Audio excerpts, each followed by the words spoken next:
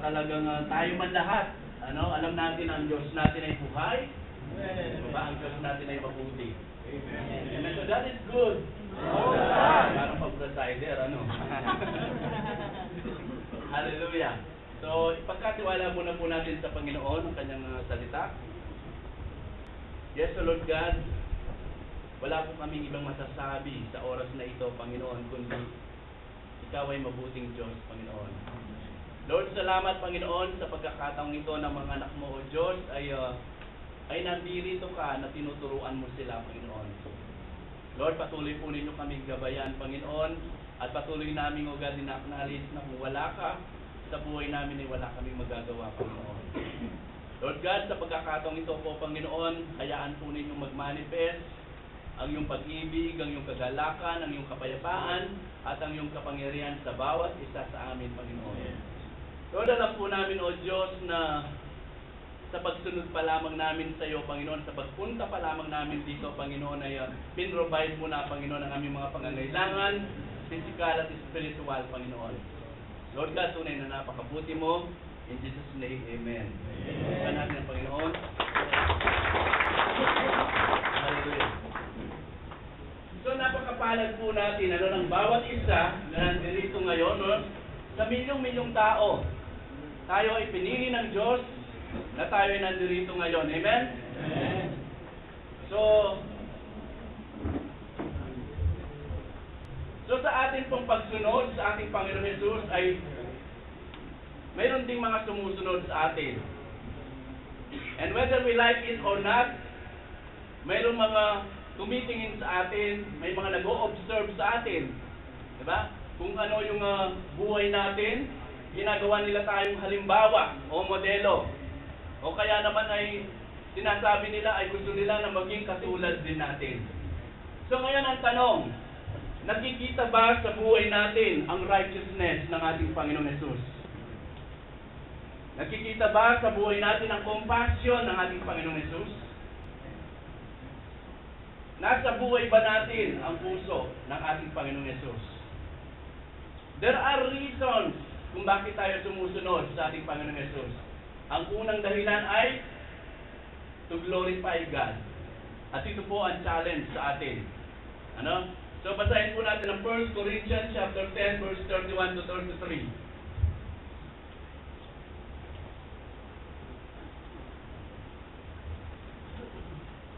1 Corinthians chapter 10 verse 31 to 33.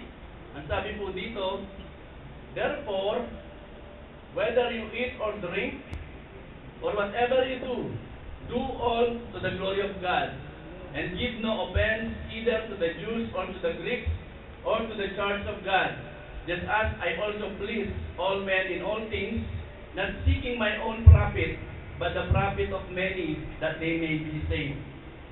So ito po yung challenge sa atin, Kailangan, i-desire natin o sikapin natin na hindi sila matisod dahil sa atin, hindi sila ma-stumble dahil sa atin, o hindi tayo ang magiging dahilan para hindi sila makakilala sa Diyos. May mga tao po dahil hindi nila nakikilala ang Diyos, hindi nila alam na ang Diyos ay makapangyarihan, lagi nila tayong kinukutya, tayong mga Kristiyano. Amen? Pero pagdating na sila ay nagka-problema, sa atin sila lumalapit. May iba nagsasabi, hanggang ngayon binata ka pa, hanggang ngayon wala ka pang asawa, torpe ka yata. Pero kapag ka nagka-problema sila sa kanilang boyfriend, o sa kanilang girlfriend, o sa kanilang asawa, sa atin sila lumalapit. Amen? So yung iba naman, sinasabi nila na hanggang ngayon hindi ka umaasenso, hindi ka kasi madiskarte sa buhay mo. Bakit hindi ka sumama sa amin? Magtinda ka ng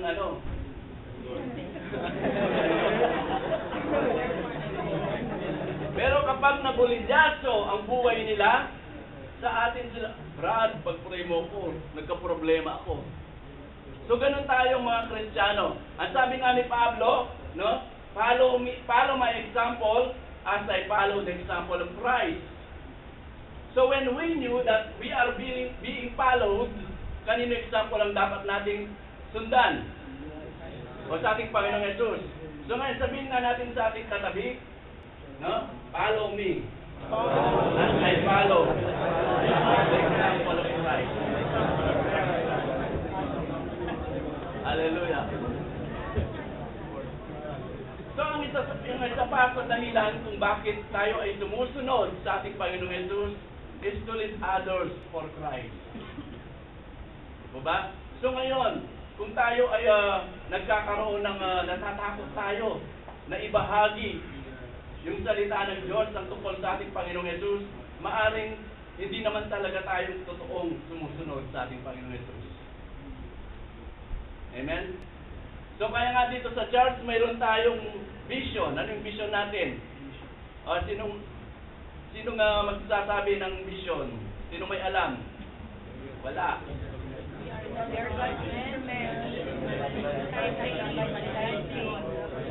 Amen, we are God. So yan po ba inaampangan natin?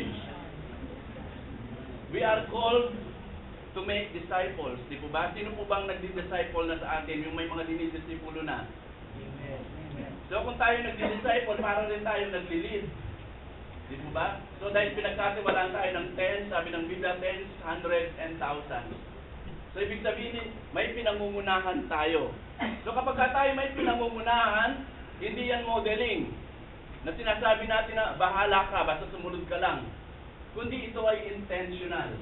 No? Kailangan we have to take care of them. Kailangan alagaan natin sila hanggang sa makita sa buhay nila ang ating Panginoong Jesus. Maraming mga Kristiyano, nung makatagpo nila ang ating Panginoong Jesus, nandun ang excitement nila na ibahagi ito sa iba. O, sinong nakakaranas ng ganon? Katulad ng babaeng Samaritana. Di ba nung nakatagpo niya ang ating Panginoong Jesus, pagkatapos nun ay talagang ipinamalita niya. Mayroon ba tayong ganong klaseng puso? Excited ba tayo? Na lagi natin gustong ipamalita tungkol sa ating Panginoong Jesus. Minsan yung mga bago, no, yung mga bago na dinadala sa church, kung sino pang mga bago, sila pang nagdadala ng mga kaibigan nila. Huh? Bakit? Dahil talagang totoo nilang naranasan ang tungkol sa ating Panginoong Jesus. Amen? So, minsan magtataka ka, bago siya, nagdadala siya ng kaluluwa. No? Kaya napakabuti ng Diyos sa buhay natin. So ngayon, binigyan tayo ng halimbawa, no, ng Biblia, na kung saan itong taong ito ay talagang nag-shepherd siya ng mabuti sa Diyos. At ito ay sa buhay ni Haring David. So basahin po natin ang Psalms chapter 78 verse 72.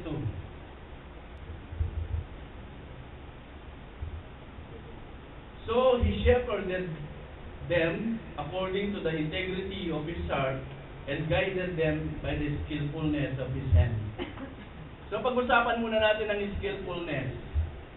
Bago tayo so ang skillfulness, hindi po tayo exempted dito. Hindi tayo excused dito. Diba? Kaya nga mayroon tayong mga pag-aaral na katulad dito.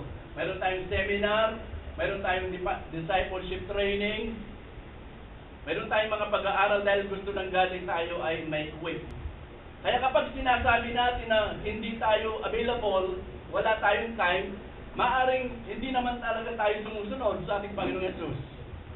Imposible yun na wala tayong time. Sapagkat tayo lahat ay pinagkalooban ng God ng pare-parehong time. 24/7. Sino ba sa inyong 25/7? So wala. Di po ba? So, hindi issue dito, no, yung wala tayong time. Sabi natin, busy tayo sa ating trabaho. No, ang issue dito ay, nandun ba talaga yung willingness natin na sumunod? Dahil kapag nakita ng Diyos ang willingness natin na sumunod, no, nandyan siya, nagagawa siya ng paraan. Ang Diyos ang gagawa ng paraan kapag nakita niya yan sa buhay natin. O minsan nga sa panonood natin ng teleserye, ano nga ba yun? Forevermore. Pangako sa iyo na. Mayroon tayong time. Pero kapag sa pinagagawa ng Diyos ay wala tayong time. Parang hindi natin makompute. Parang ang hirap i-compute ng mga buhay natin. Amen po ba kayo doon? Amen. So kailangan magkaroon tayo ng time sa Panginoon. Amen? So ngayon, pag-usapan natin ang tungkol sa integrity of his heart. Ito yung pinaka-topic natin, integrity. So babasahin ko po sa inyo ang meaning ng integrity. Integrity means completeness, innocence, simplicity, uprightness, purity, uncorruptedness, or the quality of being honest and fair, or the state of being complete. So bago natin pag-usapan yung tungkol sa integrity, balikan muna natin sumandali yung mga buhay natin. No? Anong sabi ng Biblia? Apart from Christ, we are all incomplete. Diba? Incomplete tayo. Dahil ang sabi ng Biblia, ang lahat ay nagkasala at walang nakaabot sa kalwalatian ng Diyos. Ganun tayo ka-incomplete. Di po ba? At ang sabi din ng Biblia na we are all dead in our transgression and we are all children of wrath. Kaya kung makikita natin sa mundo ngayon, makikita natin na patay ang isang tao o baka kasama tayo doon. No? Kapag ka sinasabi ng mundo na mayroong bagong cellphone o may bagong iPhone 6, kailangan mayroon na akong iPhone, magkaroon ako ng iPhone 6 kahit na gumagana pa yung ating iPhone 5. Kasi yan kasi ang sabi ng mundo eh. Pag wala kang iPhone 6, parang sorry ka. Diba? O minsan naman, ganito sinasabi ng mundo. Kaya minsan may mga nakakapag-asawa nang wala sa panahon. Kasi sinasabi ng mundo, kapag ka hindi ka nag-asawa, pangit ka. Hindi po totoo yun. No? Meron na akong alam na pangit, pero nakapag-asawa.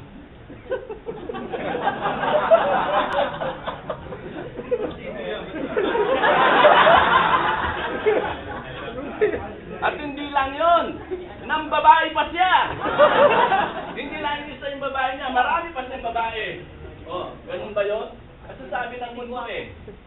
O minsan naman sinasabi ng mundo, sige, mambabae kang mambabae kasi kapag hindi ka ng babae, mahina ka. Kapag lumapit ang palay, sige, tukain mo na yan. Yan ang sabi ng mundo. Pero sa ating mga Kristiyano, kapag sinabi ng mundo na, lumalapit na yung palay, siyempre kakabahan ka. Hindi ka ba kinakabahan kapag lumalapit ang palay?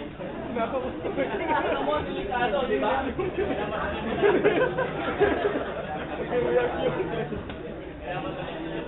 Minsan naman, itong sinasabi ng mundo.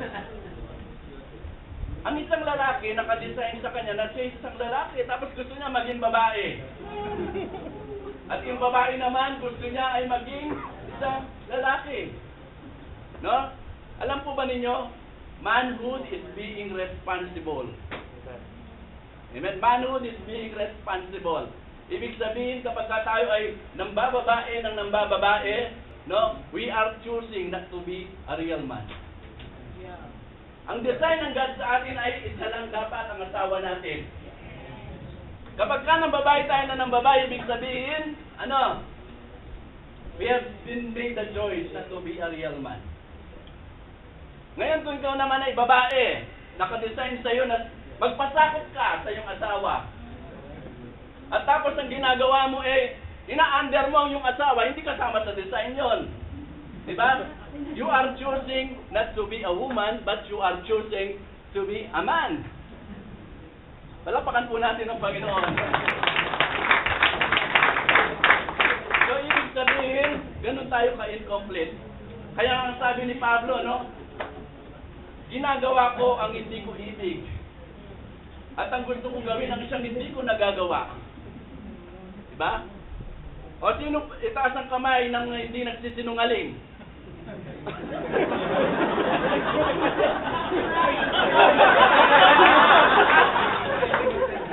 O itaas ang kamay ng mga nagsisinungaling? O pareho lang. Diba, ibig sabihin, ganun tayo ka-incomplete. Hindi tayo po pwede sa Diyos. Kaya nga sa Old Testament, yung mga eunuko at saka yung mga may kapansanan, hindi sila pwedeng pumasok doon sa Holy of Holies. Di ba? Pero ganun pa man, no? Tayo ay ginawang complete ng God. Ano sabi niya sa Romans chapter 8 verse 1? Therefore, there is now no condemnation for those who are in Christ Jesus. Dahil sa ating Panginoong Yesus, ngayon tayo ay naging complete. At ang sabi naman sa Colossians chapter 2, verse 9 to 12, for in Him dwells all the fullness of the Godhead bodily, and you are complete in Him. Sabi niya, which is the head of all principality and power. Ngayon, nalaman natin na tayo complete na. Paano naman tayo ngayon lalakad ng may integrity? Ibig sabihin, completeness is integrity. Diba? So, paano tayo lalakad ng may integrity? Kalahati ba? Kalahati ba ay sa sarili natin? Kalahati sa ating Panginoong Yesus? From Monday to Thursday ba Kristiyano tayo? From Friday to Sunday ay kung ano nang pinagagawa natin. So, hindi dapat gano'n ang may integrity. Kailangan buo. Diba? Kailangan all. So, basahin natin ito para maunawaan natin ang ibig sabihin ng integrity. Sa Mark chapter 12, verse 29 to 31, Jesus answered him, the first of all the commandments is, Hear, O Israel, the Lord our God, the Lord is one. And you shall love the Lord your God with all your heart, with all your soul, with all your mind, and with all your strength. Anong napansin ninyo? All. Integrity came from the word integer. Sino magaling sa inyo sa mathematics? Integer. What is integer? Kaya pala nagpastor kayo.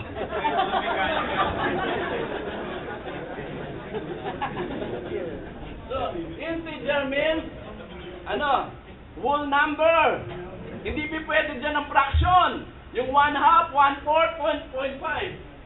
Diba? Kailangan 1, 2, 3, 4. Yan, mga whole number yan. So, ano napansin ninyo? No? All. Ibig sabihin, sa ating paglakad ng may integrity, kailangan with all of our lives. Diba? Hindi niya sinabi dito na some of your heart, some of your soul, some of your mind. Hindi niya sinabi yon. Kaya minsan, hindi natin nabe-benefit ang pag-aaral na katulad nito kasi hindi tayo all. Ano tayo? All sleep.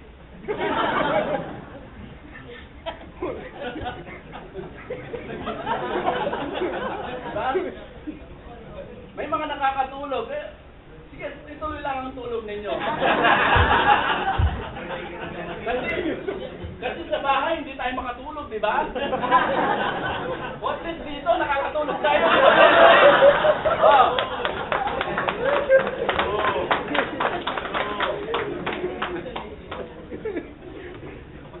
So minsan, sa mga asawa natin, pag tinitingnan mo yung asawa mo, iba yung nakikita mo.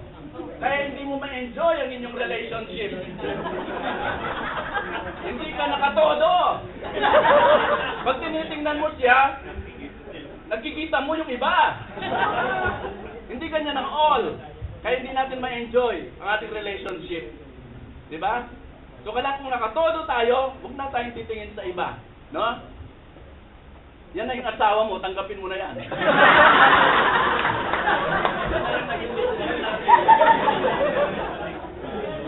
Hindi na mababago.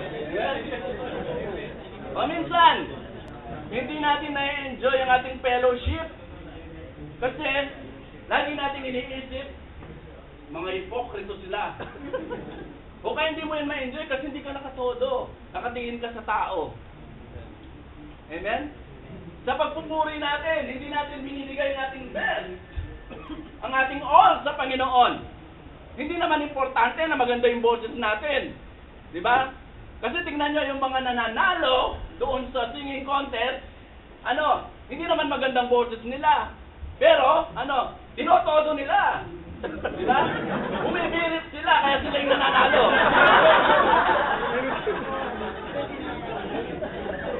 Di ba? Ganun ang all. So ngayon, ang sabi nga, integrity requires the whole of us. Ibig sabihin, it's not a part of us. Hindi yung part lang natin. Kailangan ito yung buo. No? Ngayon, ito yung mga dapat nating bantayan, no, sa ating paglakad na may integridad. No? Ito yung dapat nating bantayan kasi may mga tumitingin sa atin. Ito yung para hindi nila tayo ma-question. No? Kasi kapag may nakita sila sa atin ng konti lang, ma-question nila yung integrity natin. Lalo na yung mga hindi nakakakilala sa atin. Diba? So ano yung dapat nating bantayan? Una, sexual integrity. No, sexual integrity. So kapag ang sexual desire ay nag-uumpisa siya sa ating puso at sa ating pag-iisip, kaya kapag yan ay dumating sa isipan natin, huwag natin nang i-entertain. Diba? Matatrap tayo. Minsan sabi ng babae, no? Bakit kaya itong asawa ko, hindi niya mabitaw-bitawan ang kanyang cellphone? Naliligo siya, hawak-hawak pa rin niya ang kanyang cellphone. Ano kayang problema nito? Diba? So ngayon, sinundan mo siya, pumunta siya sa mall. So nakita mo, na meron siyang kausap. 16 years old. So, nagulat ka ngayon. No? Pagdating sa bahay, inabangan mo ngayon ang asawa mo. No? Pagdating mo sa bahay, ganitong ginawa mo. Nag-miniskirt ka rin. Nakalitaw na yung ugat mo eh. Hindi dapat ganyan, no? So, pagdating ng asawa mo, anong ginawa mo doon? In-advise ko lang yung kapatid.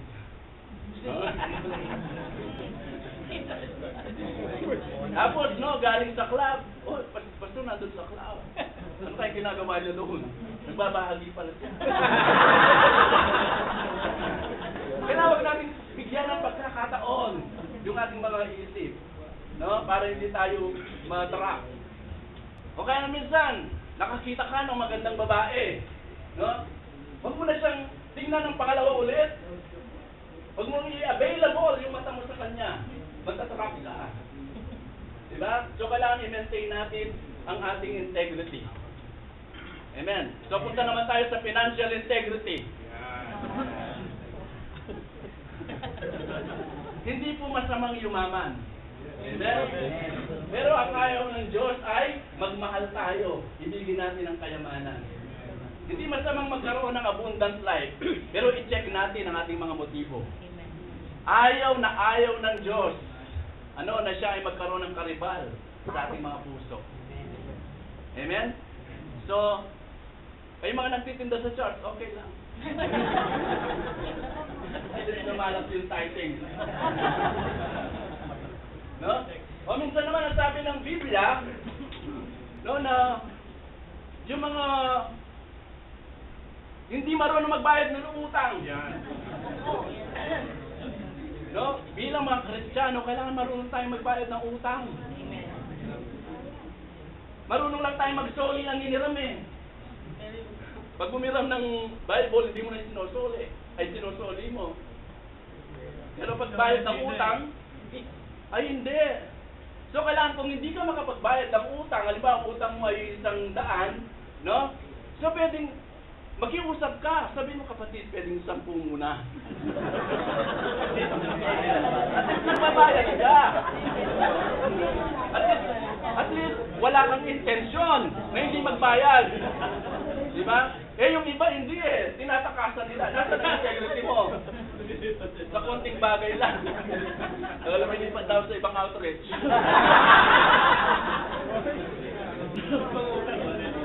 Minsan naman, ganito makikita natin sa church, may biglang darating. No, sabi niya, hallelujah brother, God is good. Pautang. God is great brother, sister, pautang naman. Pagkatapos hindi mo na siya makikita sa church. Di ba? Nasaan yung integrity? O tayong mga nasa Saudi, mahilig tayong bumili ng mga alahas. Mga gold dimes, Gold. Pag pag-uwi natin sa Pilipinas, pag-exit natin sa Pilipinas, dahil malalaki yung mga alahas natin, no? Sasabihin ng kapitbahay natin, ay, pinagpapala si brother. Kasi malaki yung alahas niya. Pagkatapos, paglipas pa lang ng isang buwan, sinasanla mo na yung alahas mo. No? Ang sabi ng kapitbahay mo na naman, ayun si brother, napaparusahan. Siguro may kasalanan. Nawala na yung alahas niya. So, hindi natin na-maintain yung integrity. Diba? Meron nga isang architect, ang sabi ng kanyang boss, yung kliyente natin, sabi niya, bigyan mo ng babae. Sabi niya, bibigyan kita ng sahod ng 6 million. Laki ano. Pero ang sabi ng architect, hindi ko pwedeng ibentang kaluluwa ko. Dahil lang sa 6 million na yan. So hindi siya sumunod sa boss niya. At pagkatapos, tinawag siya ng boss niya. Dahil sa ginawa mo ay magiging doble ang iyong sahod. Sabi niya. So anong ibig sabihin nun?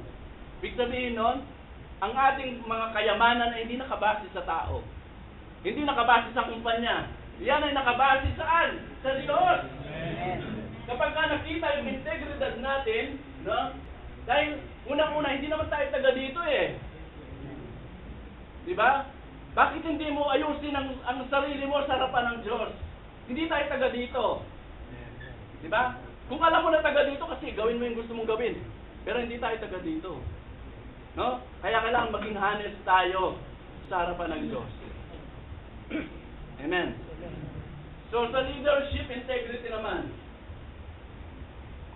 dapat bilang leader, no, huwag tayong masyadong maging maibigin doon sa ating posisyon. Dahil tayo ay tinawag na as servants. Diba? Tayo lahat ay servants. Ang isang tunay na leader, tinitingnan niya ang kanyang mga tinutupaan na mas malaki pa kaysa sa kanya. No? At hindi niya tinitingnan na siya ay mas mataas kaysa sa kanila. Kasi hindi ka magiging successful. Di ba? Magiging successful ka lang kapag tinignan mo na sila ay mas mataas sa'yo. Pagdating ng panahon, no, sila ay magiging giant leaders. Pero pag inisip mo na ikaw ay mas mataas pa sa kanila nung mangyayari, magiging unahan sila. Hindi sila magiging leader. Amen? So bilang leader, kailangan ay hindi natin maiwasan yung nag-criticize tayo. Diba? May mga sinasabi silang hindi maganda sa atin. Pero, huwag tayo mag-retaliate. Minsan yung reaction natin kapag ayaw natin na may nagsasabi sa atin. Diba? So bilang leader, huwag natin gawin yun. No? Hayaan natin ang Diyos ang siyang gumawa ng paraan. Hindi tayo. At bilang leader, kailangan mayroon tayong isang salita.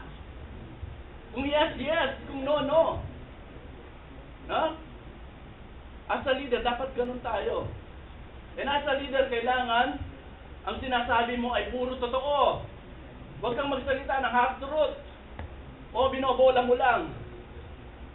Yan ang integrity natin. Napakasimpleng bagay lamang. Napakasimple lamang na minsan ay hindi natin nabibigyan ng pansin sa buhay natin.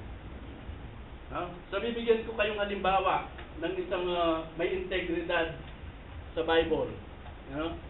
Sa buhay ni Isaac. No? Makikita natin sa Genesis chapter 27 verse 1 to 4. So hindi ko na ito babasahin, hindi kwento ko na lang. Ano po? Si Isaac, ganito ang buhay niya. Si Isaac ay matanda na at bulag pa.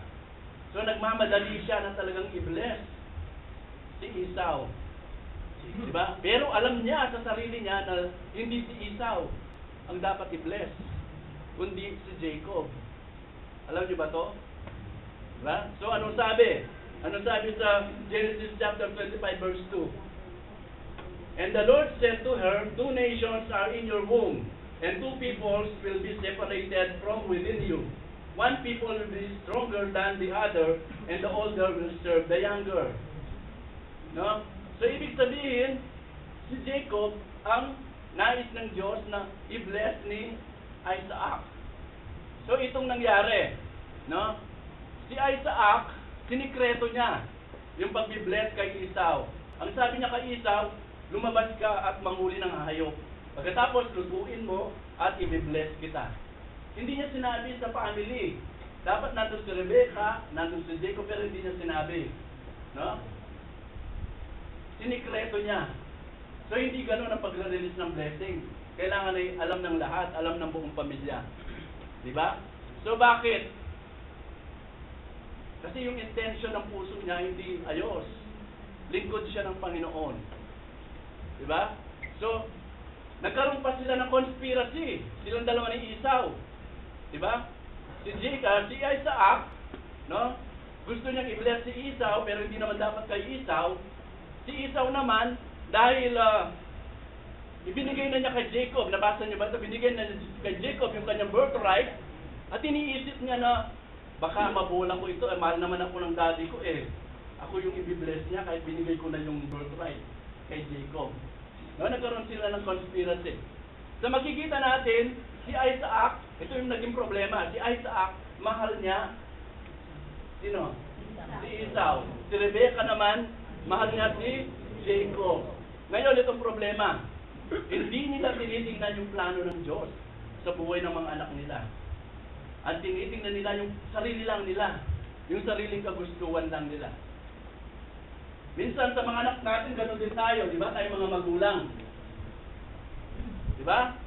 Pag sinabi na, yung panganay natin, ay ito, matalino ito, manang-mana sa akin, makukuhanan ko ito ng abugasya.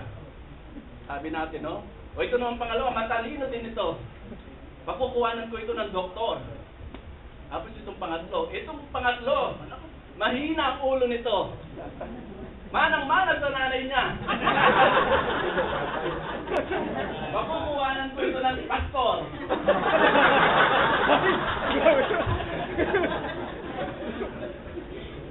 Hindi natin iniisip natin yung kagustuhan lang natin. Hindi yung plano ng Diyos para sa mga anak natin. So yan ay integrity yan. Kailangan pakinggan natin talaga yung plano ng Diyos sa mga anak natin. Itong si Isaac, akala niya ganun lang yun, hindi naman masama yung ginawa niya. Paborito lang naman niya si Esau Di ba? Pero hindi. No? Ang gusto niya, yung siya ay sumaya. Hindi yung kagustuhan ng God. Siya ay sumaya. Minsan ganun tayo Gusto natin ay lagi tayong masaya. Habang hinahabol natin yung saya sa buhay natin ay lalo lamang tayong malulungkot. Di ba? Para yung anino. Kapag hinahabol mo yung anino mo, hindi mo maaabutan. Maaabutan mo yan sandali lang. Pero kung harap ka sa liwanag, di ba? Ang aninong yan ay hahabol sa iyo. Kung tayo harap sa Diyos, hahabulin tayo ng kaligayahan sa buhay natin. Di ba? So ganun yun. Kaya sabi ng Diyos, seek ye first the kingdom of God and His righteousness, and all these things shall be added unto you. Di ba? So kapag tinodo natin ang buhay natin sa Diyos, hahabulin tayo ng ating mga pangangailangan. Di po ba? O sino mga transport driver sa inyo? Wala na, na-promote na. O kaya sa ating paglilingkod kay God, no?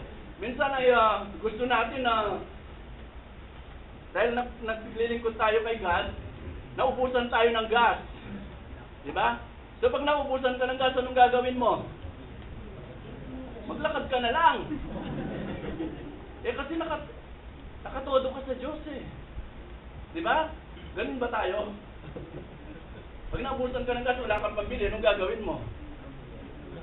Maglakad na lang. O kaya ikaw, wala kang pamasahe. O kaya ay napakalayo ng church. Tumawag ka kay pastor, hindi siya available. Walang available na mga transport. Anong gagawin mo? Maglakad ka! Nakatuwado ka sa Diyos Ako pa yung ibig sabihin?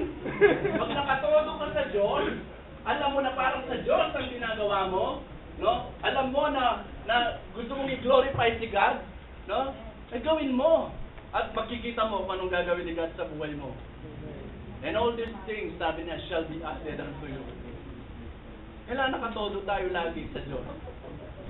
Amen? So ano nakita natin sa buhay ni Isaac? No, nagkaroon siya ng shortcomings sa kanyang integridad. Mas inuna niya yung sarili niyang kagustuhan.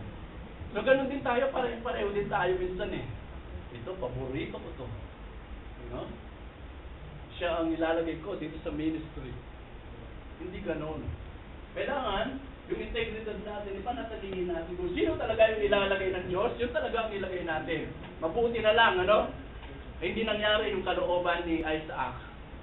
Diba, si Jacob, ang isang na-bless talaga. Kasi hindi natin alam ang plano ng Diyos eh. Alam niyo ba yung plano niya kung bakit si Jacob? Kasi ang gusto ni God, ng kaligtasan ay hindi dahil sa mabuting gawa, kundi ito ay dahil sa malawak ng awa at grace at biyaya. Kaya si Jacob ang pinili niya. Si Jacob, para rin tayo yun. Di ba sino si Jacob? Kilala niyo ba si Jacob? Pareho natin.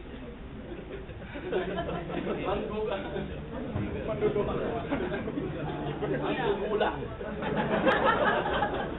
Pero siya kinalugdan ng Diyos, di ba? So ganoon din tayo, ang kaligtasan ay hindi nakukuha sa gawa, kundi sa grace ng ating Panginoon. Amen? So panatilihin natin yung ibig sabihin ng integrity na yan sa buhay natin. Mga simpleng bagay lang na hindi natin napapansin, pero yan ay napakahalaga sa harapan ng ating Diyos. Amen? So ngayon, ito yung tanong. Tanungin natin ang ating sarili. No? Tanungin natin, tingnan natin ating mga sarili. Sumunod kayo sa akin. Can I be trusted when no one is looking you? Can I be trusted not to cheat my employers? Can I be trusted in honoring my marriage vow when I am not at home? When I am in business trips, napagkakatiwalaan ba tayo? Can I be trusted in looking in the internet when no one is with you? Can I be trusted in honoring Jesus Christ no matter what you are, no matter what circumstances you may be? Can I be trusted? Can you be trusted? Can all we be trusted?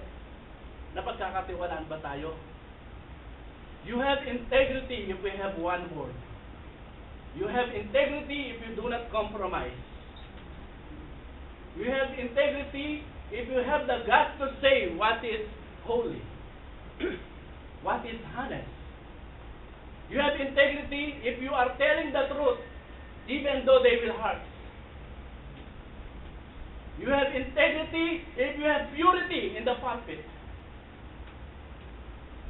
Mayroon ba tayo niyan?